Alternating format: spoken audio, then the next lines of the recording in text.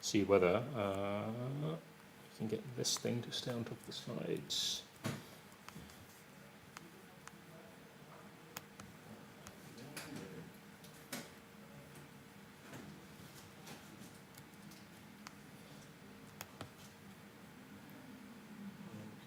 So this is our loudness meter. And if we can just get to the play button over there, we should be able to get our impulse values. Question is, okay. Jag får inte pen pet någon vecka nå. Jag får inte pen pet.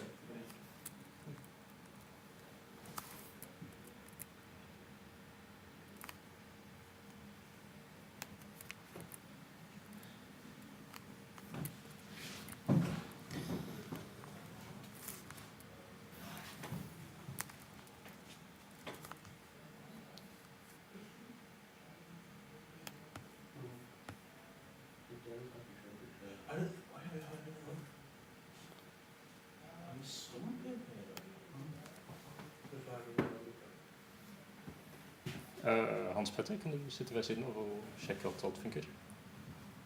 Ja, bare i tilfelle. Vet du om Per kommer? Flere? Fordi det skal være en sirkel.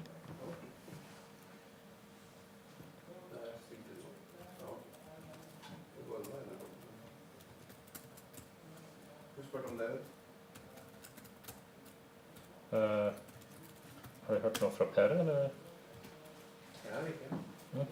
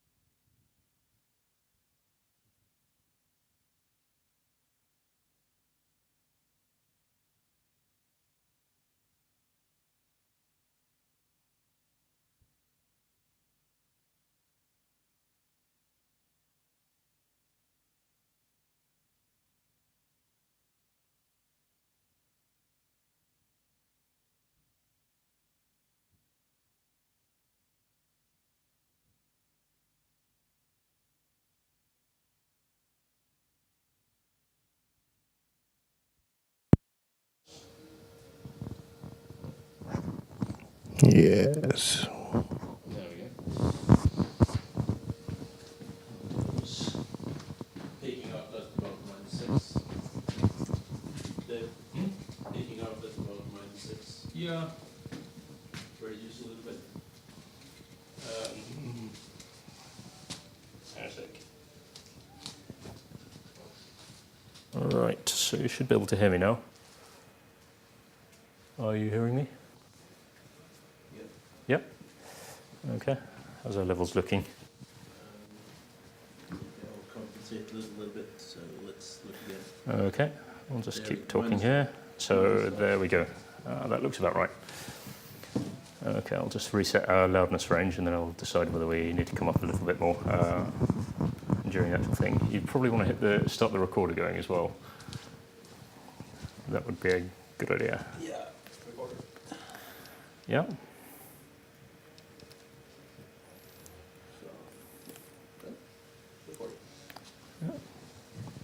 Cool.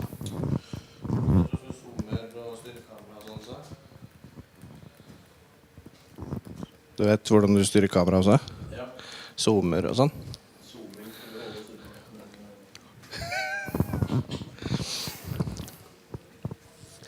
For mye i hvert fall. Klar da? Ja. Ja. Hei. Velkommen til månedlig NUUG medlemsmøte. I dag så har vi David Noble, som er leder for videogruppa til NUUG, som skal fortelle om hvordan vi gjør video i NUUG. Det gleder jeg meg til. Ja.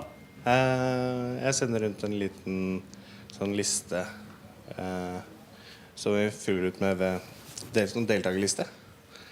For å holde litt styr på hvor mange som kommer på hvert medlemsmøte. Venter litt med å sende ut, det kanskje kommer noen andre også.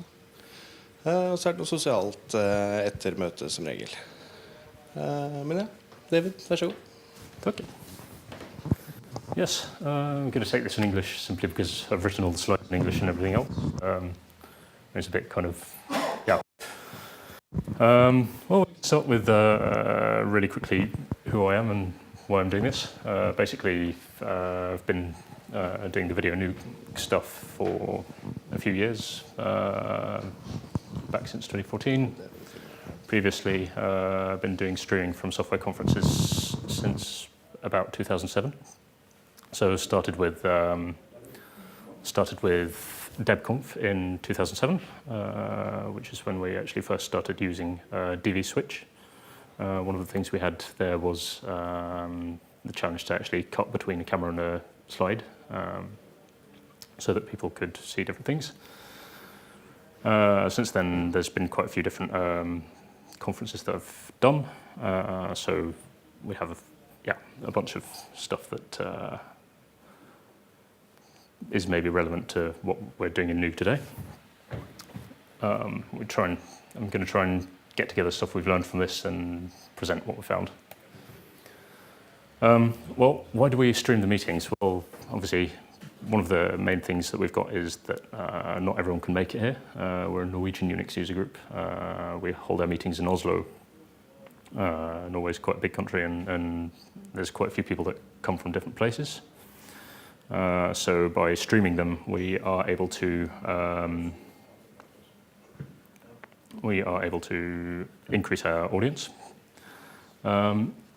We aim to be distribution platform independent. By that I mean we try and syndicate to different places. So we syndicate to YouTube, we syndicate to archive.org, we syndicate to Frikanal, which is a NUUG sister organization. When we actually publish things, we aim to publish them under open licenses. So we practice what we preach. We publish via Creative Commons. This basically means that we're not going to run into issues with copyright later on. We aim to make sure that we keep the formats accessible. So not only do we publish in open formats, but we try and also make them accessible to devices that might not be able to read open formats as well. The other thing which we do is we try and focus on the actual message of the communication itself. So we try and make sure that the production is of such standard that it doesn't get in the way of the message. Technical issues should not actually limit things. The other thing which we try and do, and the final thing, is that we try and make this as efficient as possible to set up and tear down.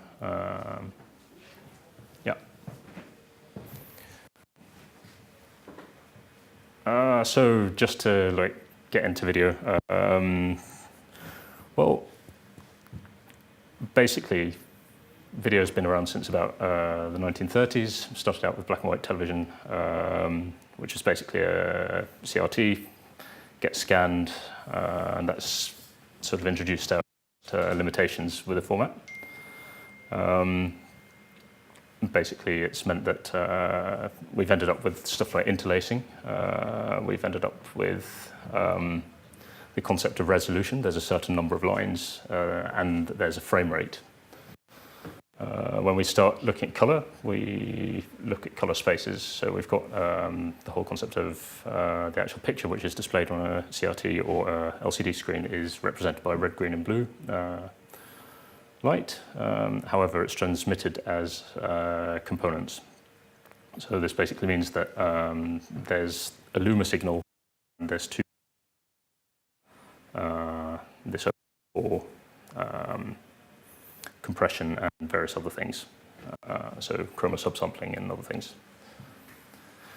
When we get to computer video, it's a completely different system, because computers have been more recently widely available, and because there's people sit behind screens all day, standards have had to be a bit.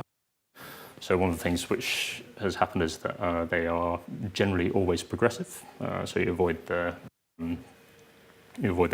flicker, and they also tend to be of higher resolution than standard video. So one of the challenges we face is to try and match the different standards. Sorry, can you the microphone? Oh yeah, definitely. Careful. Yep.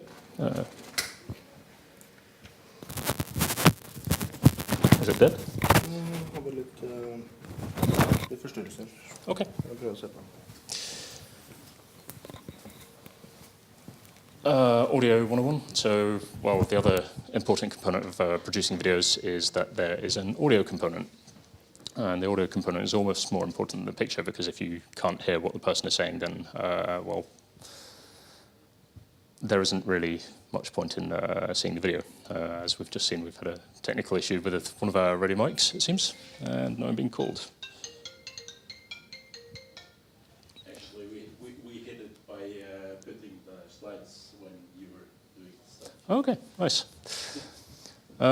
Anyway, the audio is, yeah, it should basically be easy to listen to.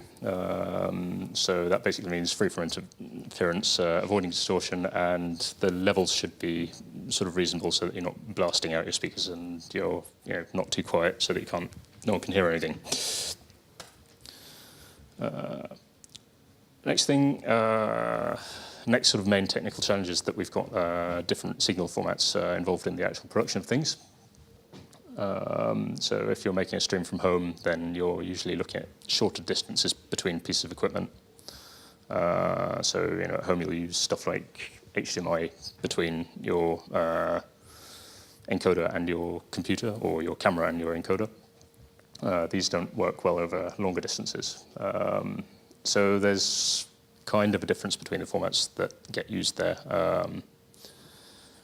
In consumer formats, 5 meters is enough, whereas in slightly bigger rooms such as this one, you need to start looking at tens of meters, or maybe even hundreds of meters. So this is why you have different formats like SDI and balanced rather than unbalanced audio. The history of the NUUG Video Group is basically that we've been recording technical talks since about 2003. Between 2003 and 2008, we ran single DV camera productions where we basically pointed the camera at the screen to capture slides. This wasn't really optimal because you could only capture one part of the screen at a time. Then in about 2008, the year after DebConf, used DVSwitch. NUUG moved to using DVSwitch since then. There'll be a bit more about DVSwitch in a moment. DVSwitch was written in 2007 for DevConf 7. It's a very early software mixer. Basically what it allowed us to do was take a consumer format. So we had Firewire cameras, which output a DV stream over FireWire. One of the limitations inherent with that was that you could get the FireWire signal a maximum of 5 meters away from the camera. The approach that DVSwitch used was that computers could be used to encapsulate the DV stream as a TCP stream. So you could use a cheap computer that you'd pick up from a dumpster effectively to convert a camera signal into something that could go over a whole bunch of distance. And you could generate previews by, for example, if we go back to what we said about different color components, we only decoded the Luma component for the previews. So it was a partial decode, which basically meant that on a single core computer, you could generate black and white previews for multiple video sources. This was one of the design constraints, and this is probably the reason why DVSwitch survived as long as it did, because it really wasn't picky about the hardware it ran on. There's a whole bunch of other people that used it. PyCon, Chaos, DevConf used it for a good number of years. And I'm fairly sure there's a few other users out there. Yes. However, 2014 came around and we were still kind of running DV. Now, one of the limitations of DV was that it is a SD-only format, and there was no way we could get this to run in high definition. So there are legibility issues with the slides. If you increased the resolution and scaled it down, small text could get lost in the recordings. Buildings started using HDMI, so rather than having a VGA cable up here, you'd have a HDMI cable, which would make it kind of difficult, and you'd use a whole bunch of adapters to actually connect your VGA-based scan converter into a HDMI-based projector, and the picture wouldn't be that great. Yeah, again, sort of like mid-2010s, VGA and DV equipment started actually becoming a bit difficult to source, so decided it was time to move away from that. And also the user space for actually opening FireWire devices kind of started moving away from where we wanted it to be. So DV source had some dependencies that needed to be compiled specially at some point, and then it became difficult to maintain it.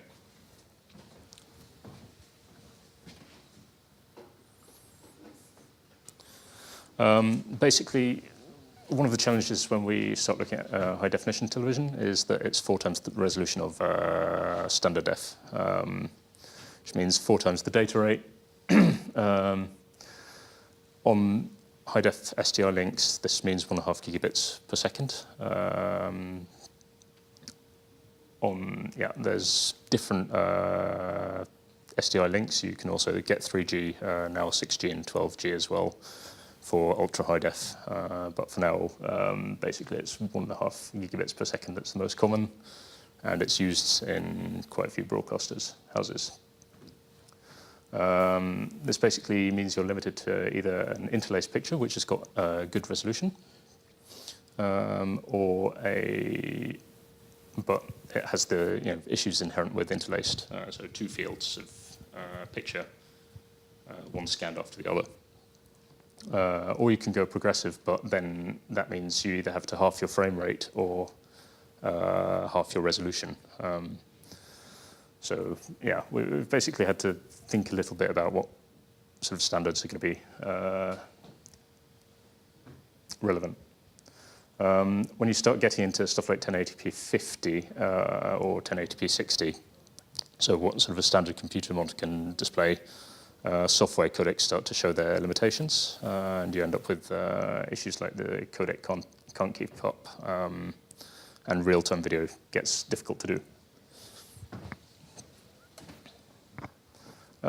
So some of the options out there, there's been a few new software vision mixers. One of them is Voctomix. This was originally evolved out of GST mix, and it was written by the Chaos C3 VOC. It's got quite a nice modular design. Basically, you can use multiple computers, so there's a core process that can run on a really beefy machine, and then you can have a remote control which actually shows you the panel of the different sources coming in. The sources can be sourced from remote machines as well, and yeah, they are sent over Ethernet. Obviously, one of the advantages is that the sources can be, or now that 10 gig is getting cheap, you can send uncompressed sources to this core machine and then do all your processing there. One of the disadvantages, well, then you've all of a sudden got to build up and tear down a 10 gig Ethernet network and take it with you. So that's sort of one of the limitations with sticking with Ethernet, is that the rig times and derig times kind of get a bit challenging. You could also use smaller resolutions and or actually make sure that you are putting baseband into your core machine. That would be another approach of doing it. Maybe simplify setup and debug a bit, but still a challenge in and of itself.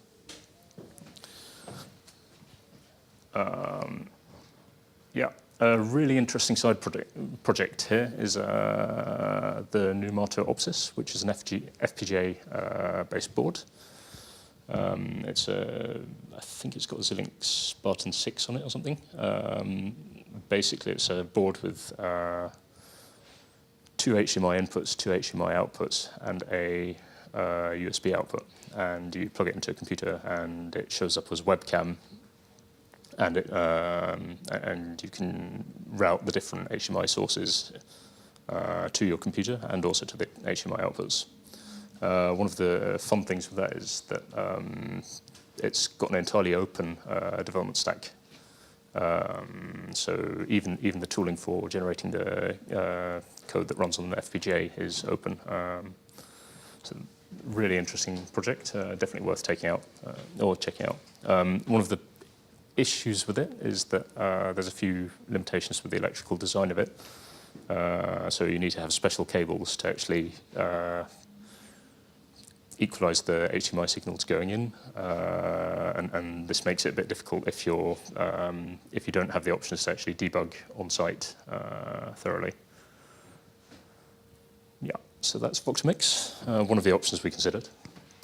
Then there's Nogeru, which is a vision mixer which was written by Steinar Gundersen and still actively maintained. He uses it for Trøndisk and a few other things. So, I mean, the focus here is a bit different. It's mostly GPU-based. So all of the inputs have to come into one machine, and then the actual cutting is done on, everything is done with GL, and it's effectively focused on keeping high quality end-to-end. One of the cool things with doing everything in OpenGL is that you can do color effects and other things on the actual graphics card, and it doesn't slow down the CPU of the system. Because you're not actually doing a lot of computation in terms of actually rendering things. You can get away with doing quite a lot on a single machine. The other interesting thing about it is that it will use the Intel VA API to do your encoding, so that your CPU is also not that heavily impacted. I mean, it does some really cool stuff. It can switch the frame rate of the output stream, so it can seamlessly go from 60 to 50 hertz and 50 to 60 hertz throughout the entire chain, which is one of the things that was required for demo scene things, with PC demos running at 60 hertz, whereas old Amiga demos run at 50 hertz. And we can't have dropped or duplicated frames, so cool stuff. To go with it, Steinar's also written a user space driver for the Blackmagic Intensity USB 3 video capture cards. So I mean, there's still firmware blob within the actual capture cards, but actually just poking a few things to get a whole bunch of frames out of it isn't too difficult. Yes, OBS. This is sort of like one which has come quite far in the past few years. It's basically a whole bunch of stuff on top of FFmpeg and libav. It's quite popular in the gaming community, but when we were looking into it a few years ago, it didn't look that stable, at least when we were running it on Linux systems. So we kind of looked at it and went, yeah, but maybe it's worth looking at again. There's been quite a lot of development on it, and there's quite a lot of people doing a lot of interesting things with it. So,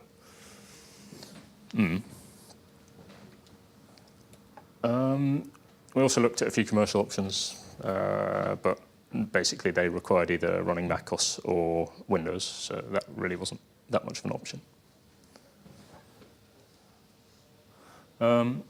So what we've kind of done instead is that we've gone for the kind of same approach that Condu's gone for.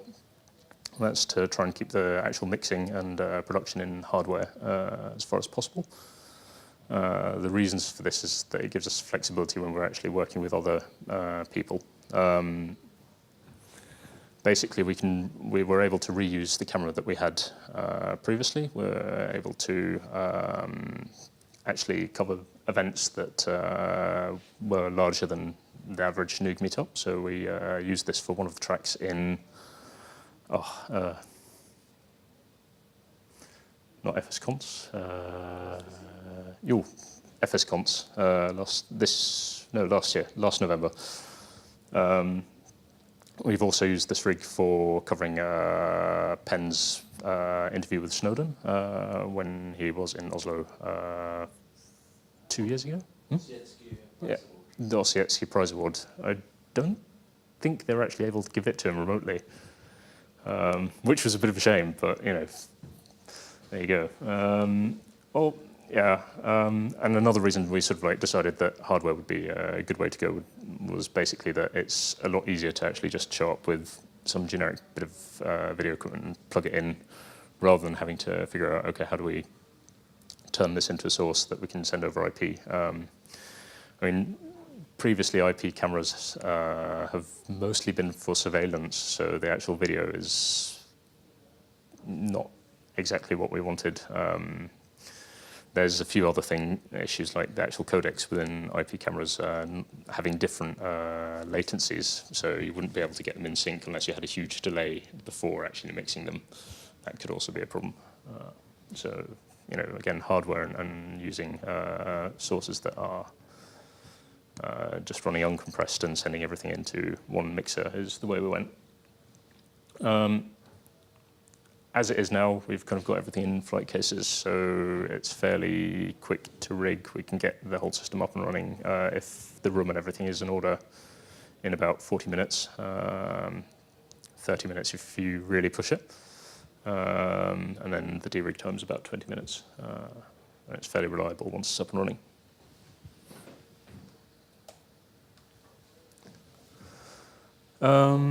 We've chosen 1080i/25, which basically means 50 fields per second. The fields are temporally and spatially offset. So from this you can derive an actual 1080p 50 image. So we've chosen hardware-based vision mixer, audio processing, backup recording, and the actual software stack we're running is running up here, which I'll demo in a moment. And that's using pretty much exclusively free and open source stuff. So the actual bits of software that we're using is Jack Audio as an audio server. This is for connecting inputs and outputs of audio programs to each other.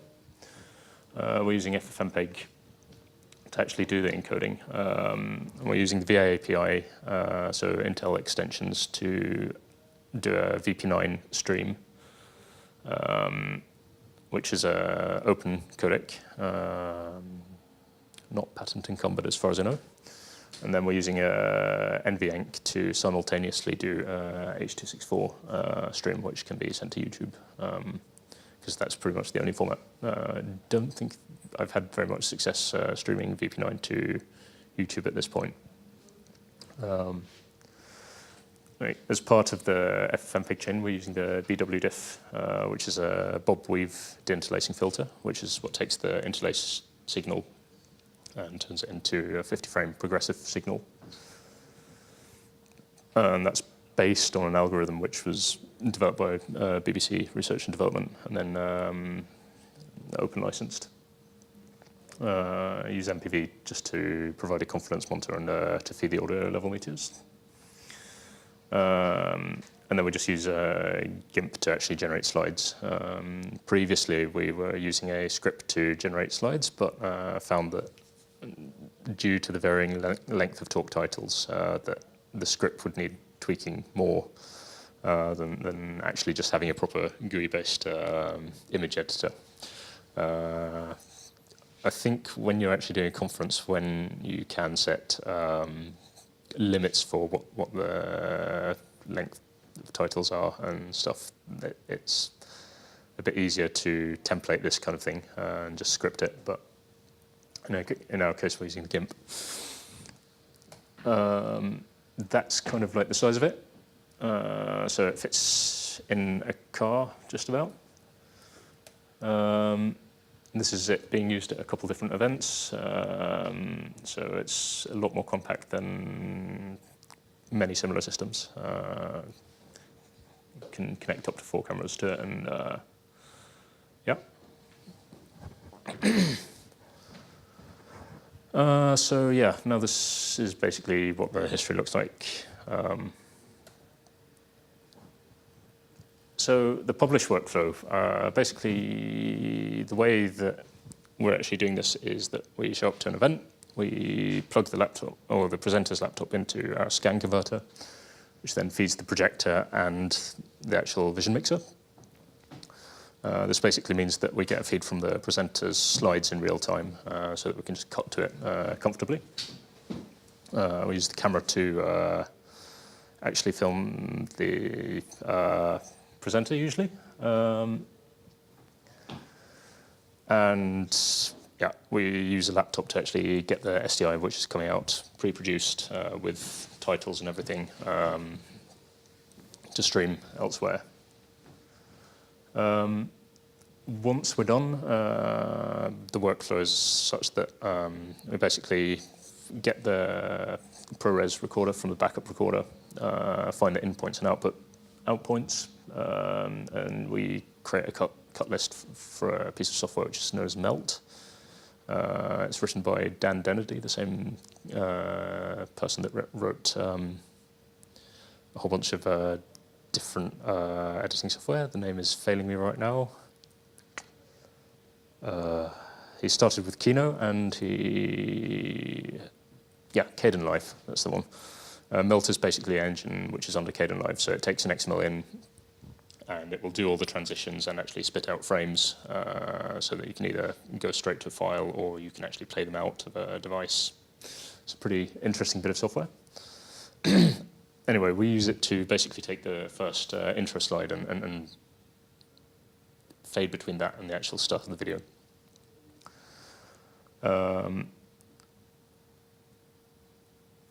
Once we've outputted that goes into a name pipe, which basically calls FFmpeg and generates our output videos, which are of high enough quality to publish. We run the codecs a bit slower than real time, simply because you can actually increase the efficiency of the actual files. Like, you can get a way nicer looking file for the same bit rate if you actually run the codec slower. We then publish the WebMs and MP4s to FreeCanal, Archive, and YouTube. One of the advantages of publishing to archive.org is that we actually get a torrent automatically made of the production, which means that it's very easy to distribute. Yes. If we're doing a bigger conference, the last one I did was FSConf. Well, basically this was a whole bunch of Python scripts that passed the schedule, generated intro slides automatically. Again, you have the problem with a whole bunch of MOV files that don't really have any metadata associated with them. This could probably be done better, and I know that it is done better by the see-through VOC. However, this basically just generates a directory structure which contains sidecar XML, which describes what's in the talk, which speakers are involved, when the video starts, when the video ends, and which file names are involved in it. From this, we generate title slides and follow the same transcode and upload process. This is entirely file system based, so there's no database involved to worry about, and it's really sort of aimed at being simple rather than something that scales to many users. There are two very interesting other alternatives. You've got Viper, which is a Django application, which again works with a schedule from a conference. It generates previews so that you can have a whole bunch of volunteers actually figure out which video is which and set the inpoints and outpoints and publish them. And sreview, which does the same, except for it's written in Perl. So I think debconf is using that, whereas linux.conf.aau is using Viper.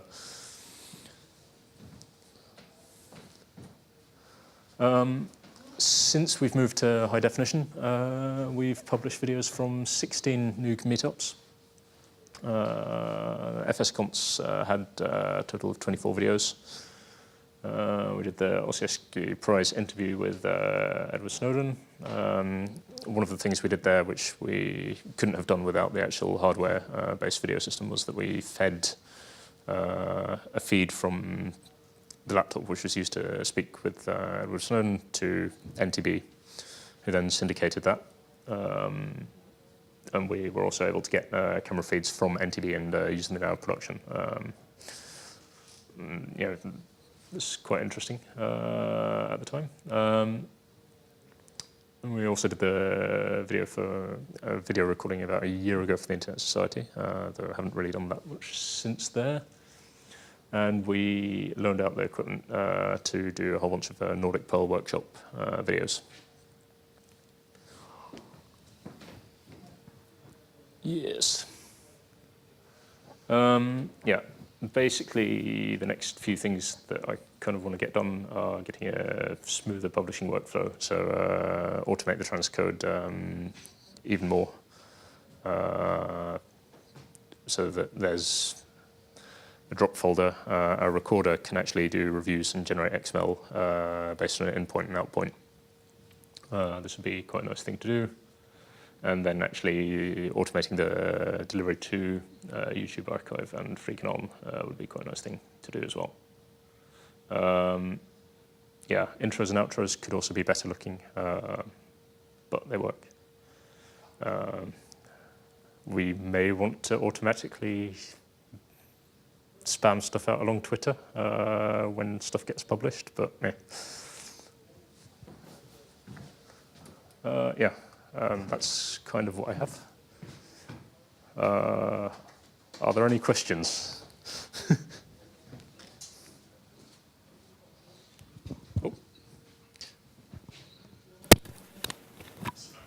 Oh. Jeg hadde denne på mute for å se om jeg klarte å gjenskape feilen, men det klarte jeg ikke. Spørsmål? Ja. Jeg har et spørsmål. Ja. Hvis en forening kom til deg og sa nå har jeg lyst til å få akkurat det samme opplegget for min forening, hvor mye penger må jeg betale for å få cirka samme oppsettet? Det kommer helt an på nå.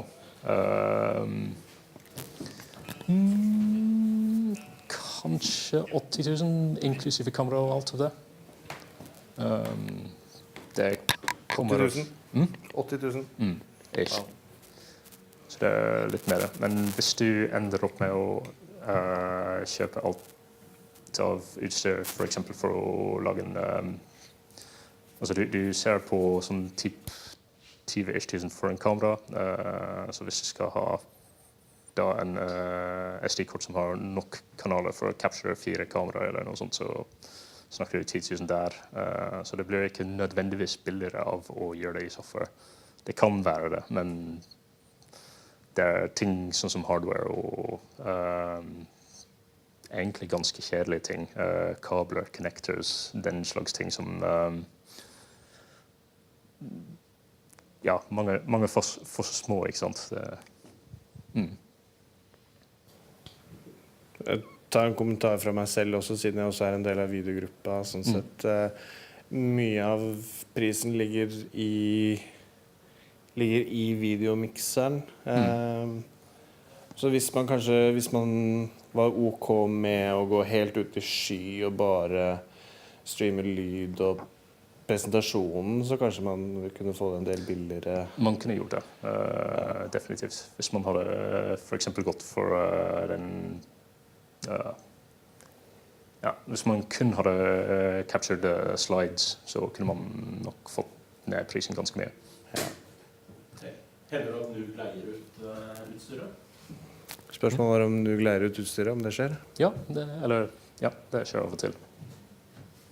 Så hvis du har behov eller noe sånt, så er det å ta kontakt. Men ja. Spørsmål? Nei, ingen andre spørsmål? Nei. Takk for presentasjonen. Yes. Det rareste feilen jeg hadde. Ja, den gjorde det forrige gang også.